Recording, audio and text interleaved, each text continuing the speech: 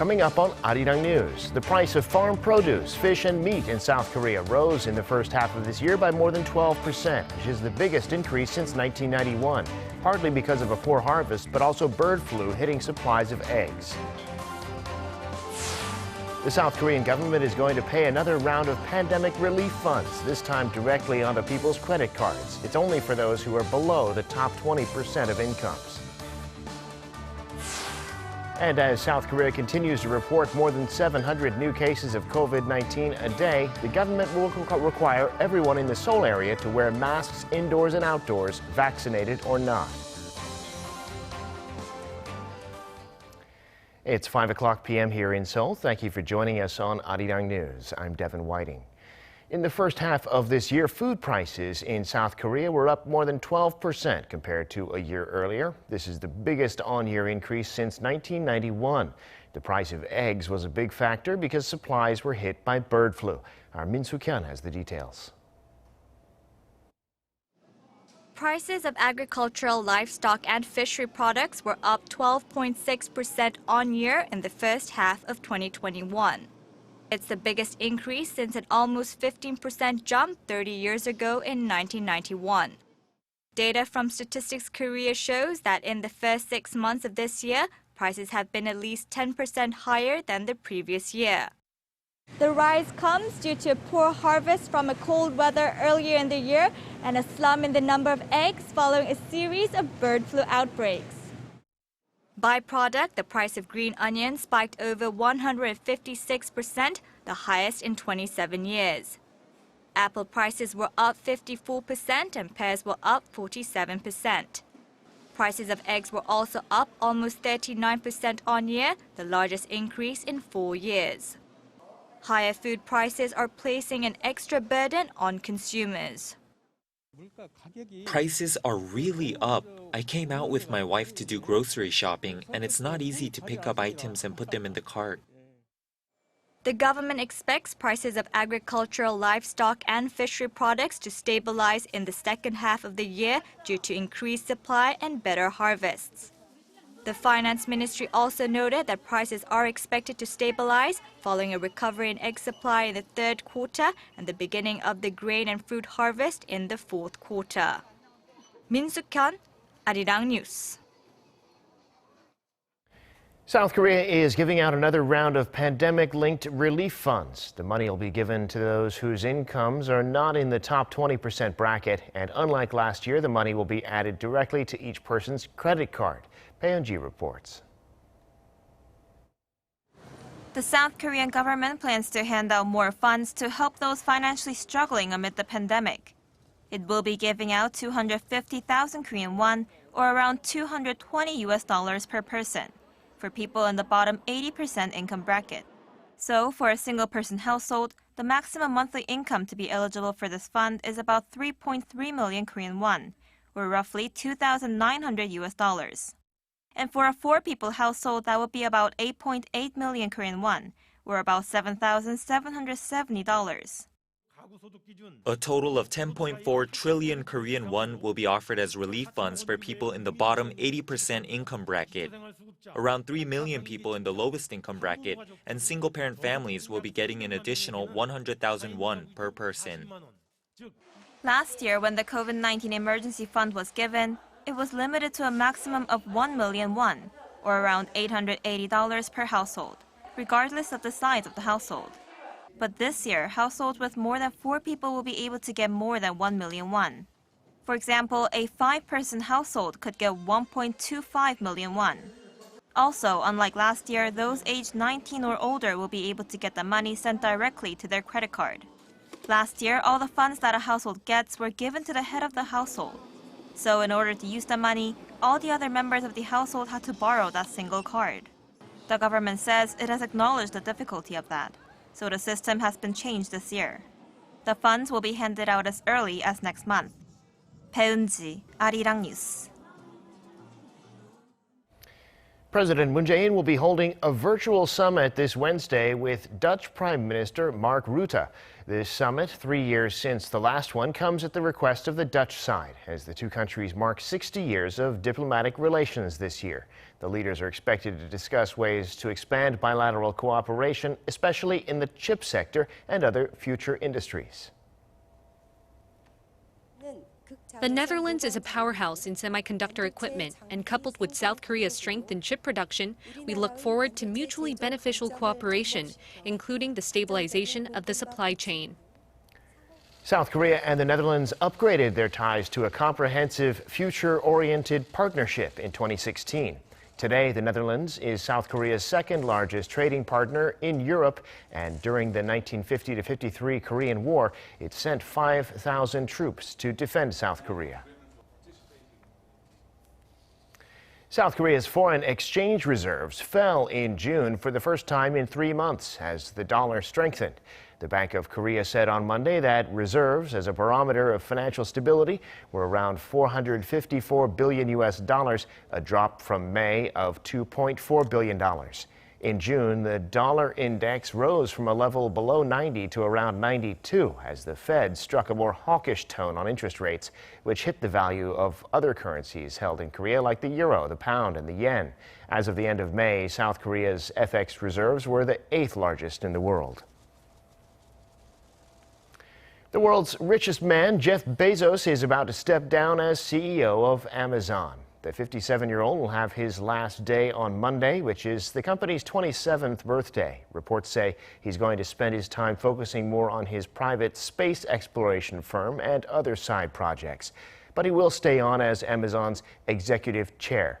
His successor as CEO is Andy Jassy, a 24-year veteran of the company who is head of Amazon's cloud services business, Amazon Web Services.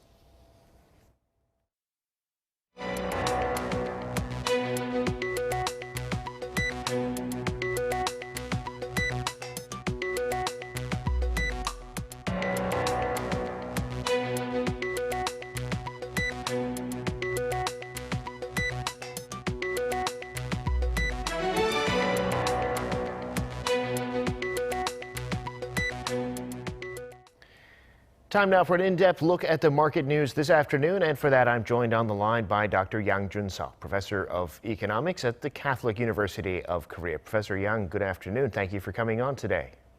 Happy to be here. Well, let's start with the markets and the jobs report that came out last week in the U.S. that sent stocks to further new highs. The U.S.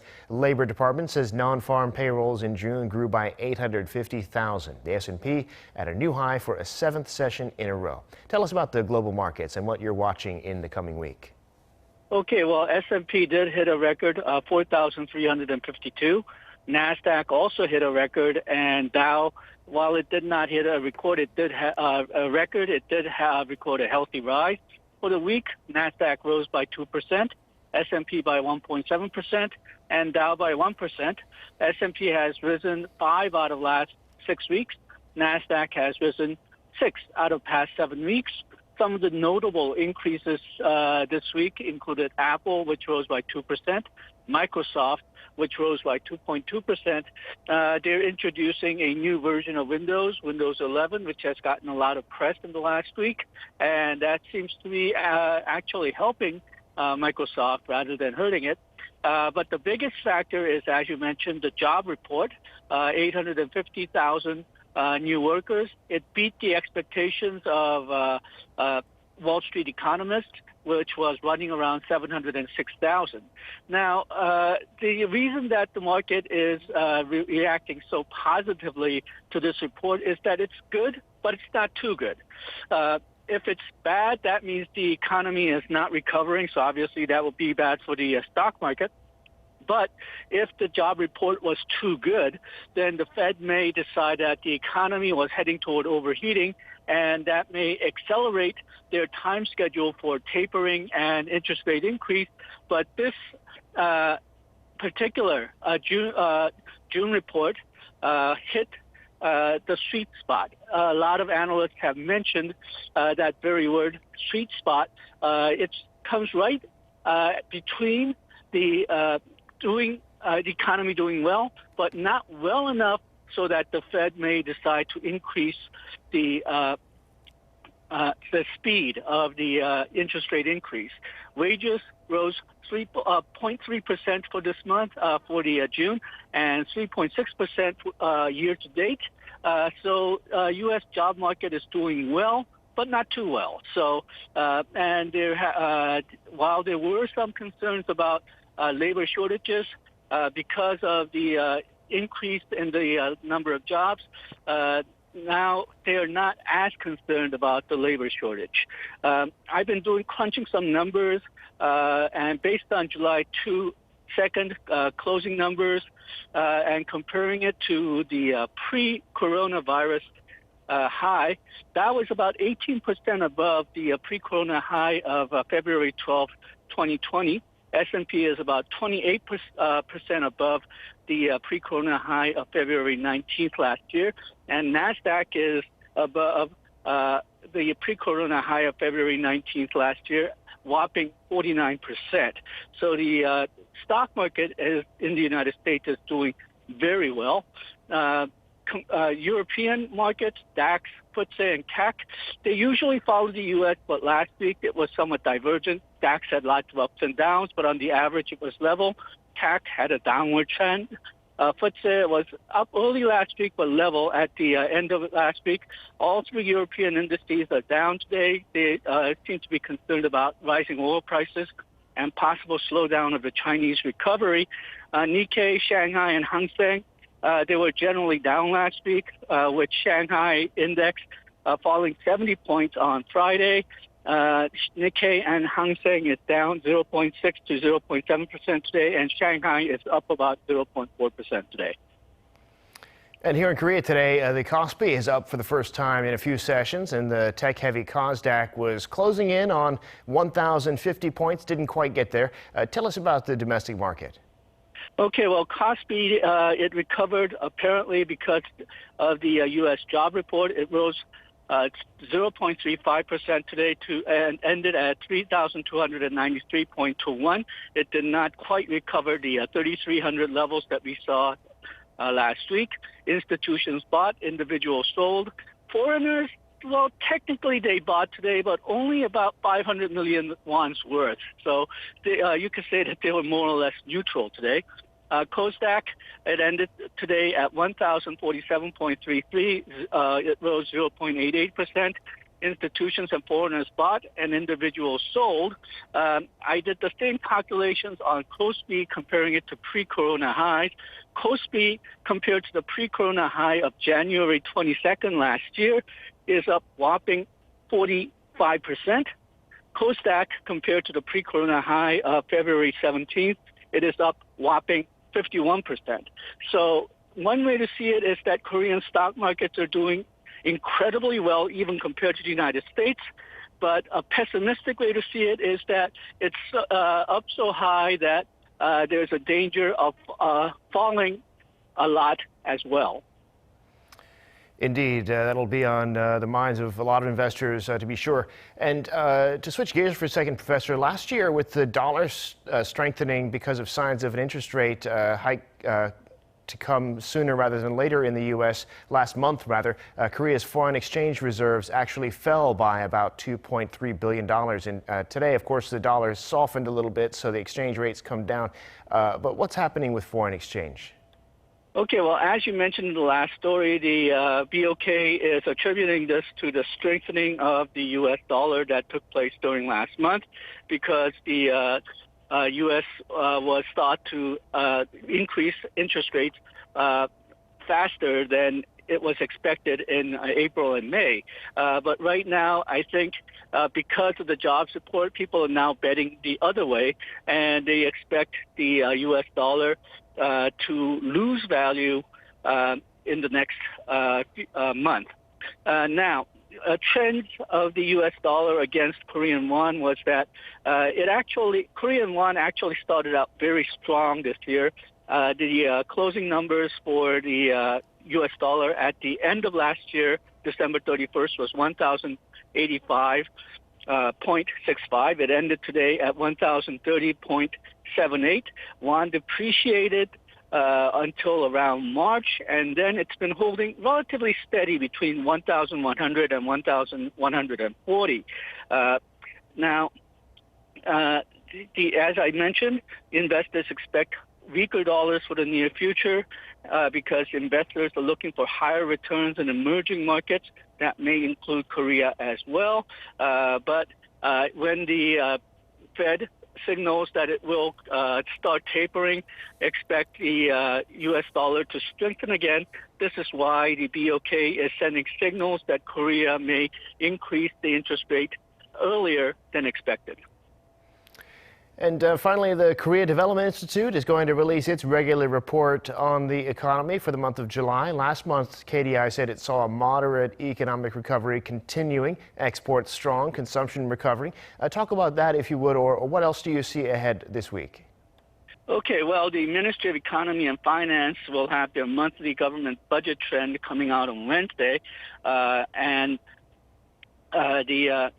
we're looking to see how the second supplementary budget may affect the government deficit and debt. And the second half of the year will probably do better. KDI has made their last prediction a couple of months ago. They predicted that the economy this year will not grow as much as 4% in the last prediction. We'll have to see whether they're going to raise that prediction to above 4% like the government, or whether they'll stick with slower growth as some of the government critics do. And another interesting thing that's coming up this week for Korea is that the legal limit for interest rate goes down from 24% to 20% on Wednesday as well. In terms of foreign statistics or foreign reports, on Wednesday, U.S. FOMC minutes for June meeting will be released. So everybody will be looking at how much discussion there were on inflationary pressure in the United States, and was there any kind of talk about when they will start tapering. And on Thursday, European Central Bank Monetary Policy Governing Council minutes will be released as well. On Thursday, we'll have U.S. oil and gas reserve numbers, and we'll see, try to get hints on how the oil prices will go for the next few months.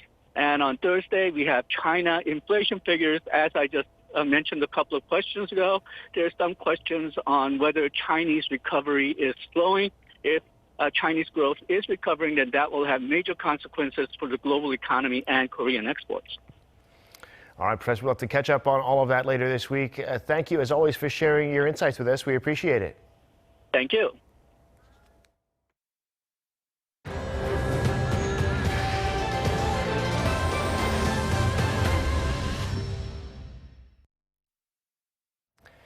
South Korea continues to report a relatively high number of coronavirus cases on a daily basis. Today it had more than 700, which is a little lower than last week's 6-month high, but it's enough for the authorities to now require mask wearing for everyone, indoors and outdoors, vaccinated or not.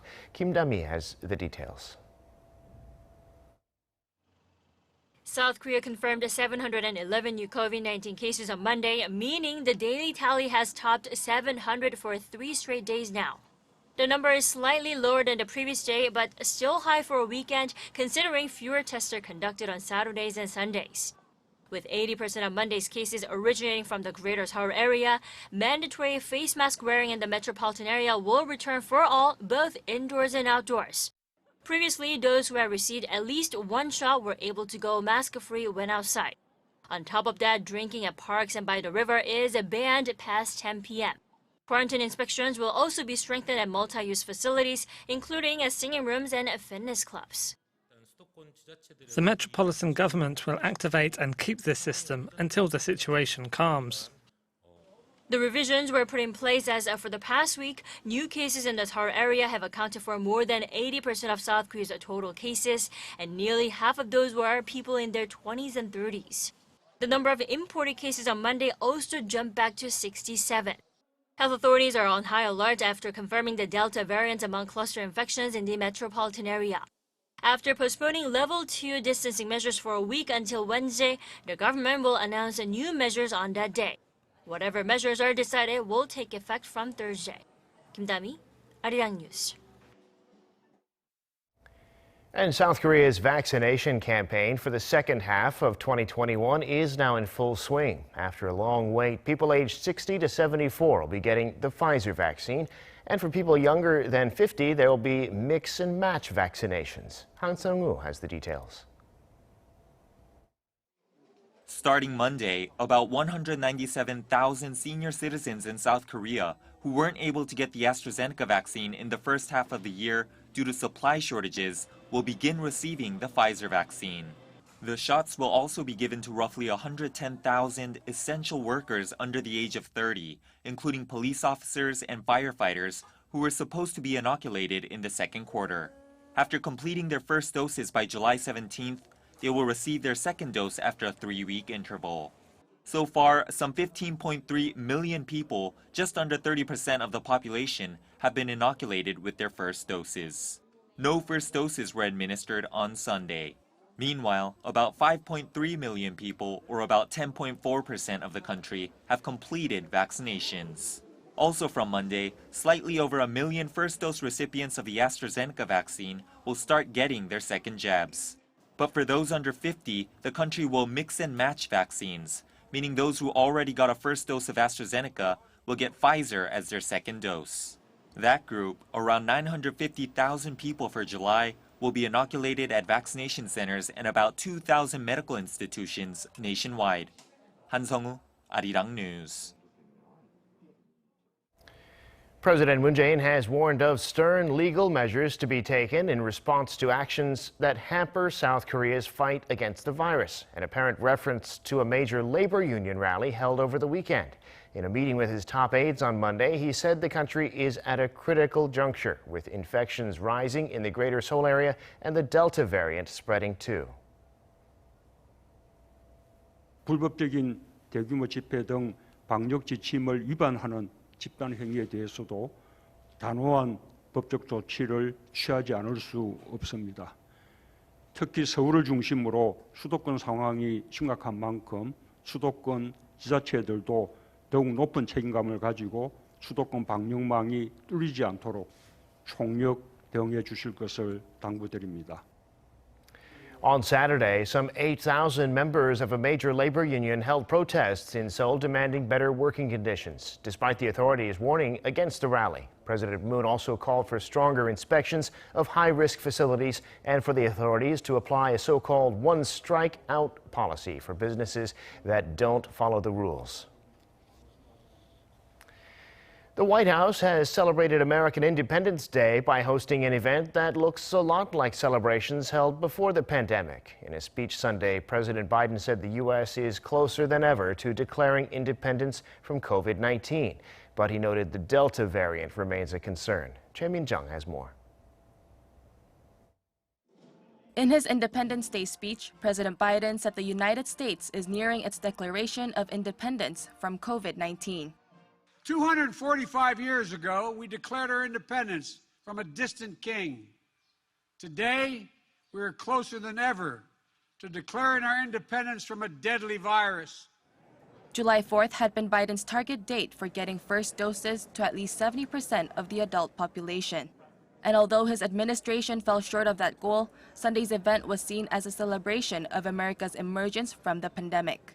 The country's vaccination rate still remains one of the highest in the world, with 67% of the population having gotten first shots. But Biden also said the battle against COVID-19 is not over, noting the spread of the more contagious Delta variant. Don't get me wrong, COVID-19 has not been vanquished. We all know powerful variants have emerged, like the Delta variant. But the best defense against these variants is to get vaccinated. My fellow Americans, it's the most patriotic thing you can do. Biden also mourned the 600,000 American lives lost to the pandemic and praised the frontline workers who've helped fight the virus.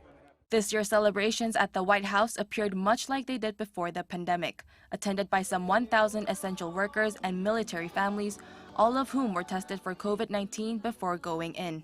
Guests who'd been fully vaccinated didn't have to wear masks, but the White House did require them for all those who were unvaccinated. And unlike last year, large crowds also gathered at the National Mall to watch fireworks, as they did in cities and towns across America. Choi Min-jung, Arirang News. South Korean golfer Ko Jin-young has picked up her first win of the season. On Sunday, Ko won the Volunteers of America Classic in Texas with a final score of 16 under 268. It was her 8th victory of her career in the LPGA. It was also her first in 7 months, and it came just a week after she lost her world #1 ranking to American Nelly Korda. Ko had held the top spot for more than 2 years. She's the 3rd South Korean to win on the LPGA Tour this year, following Park In-bi and Kim Hyo-ju. All 3 will be representing South Korea in the Tokyo Olympics. And that brings us to the end of this newscast. Thank you for watching. More live news coming your way at 7 p.m. Korea time.